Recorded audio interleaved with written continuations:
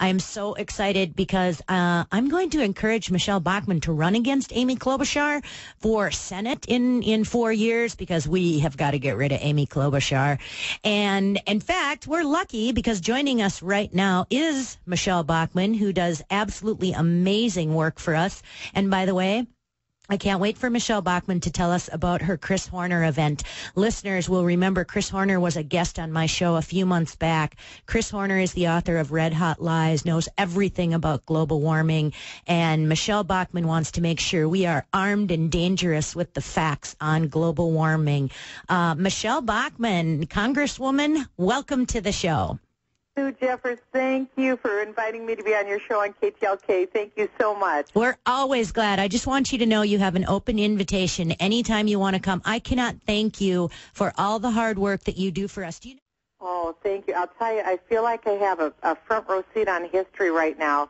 I can't believe what I'm seeing. This is our country. We love our country, and I'm watching our freedom slip out the door every day. Just this week with the G20 and what President Obama is wanting to do to cede American sovereignty to transnational global authorities makes your head spin. And we as members of Congress have to bind him down with that authority. We cannot agree to these kind of things that he's wanting to do, because it will just continue to take away freedom from individuals in the United States. And this is the AmeriCorps Act.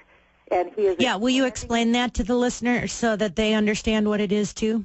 Sure. It's under the guise of, quote, volunteerism, but it's not volunteers at all. It's paying people to do work on behalf of government. We had about 75,000 people involved in AmeriCorps before. This adds another 250,000 people, so more government employees.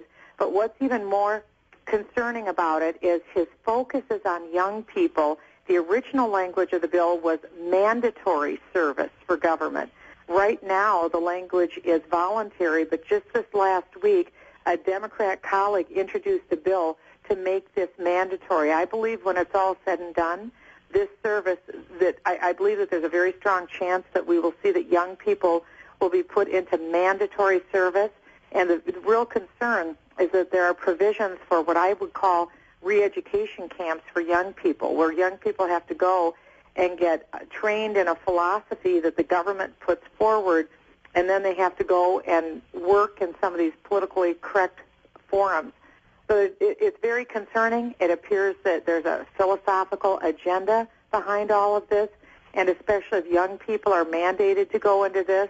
As a parent, I would have a very, very difficult time seeing my children do this. Again, a huge power grab, and it's at a cost of billions of dollars.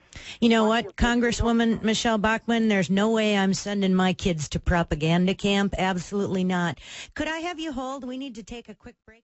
Congresswoman Bachmann, it's absolutely driving me crazy. Everything from the budget to S-CHIP to the DREAM Act to the energy stuff, the education stuff. It just never seems to end. Well, it is a dream come true for people who want to transform our country away from a free market economy and toward a centralized government-planned economy. It's completely different and antithetical from what our founders gave us. And I think people should be shocked. They should be stunned at not only what is happening, but the speed with which it's happening, and in particular, what's happening this week in the G20 and the transnational aspects of what our president is committing our nation to.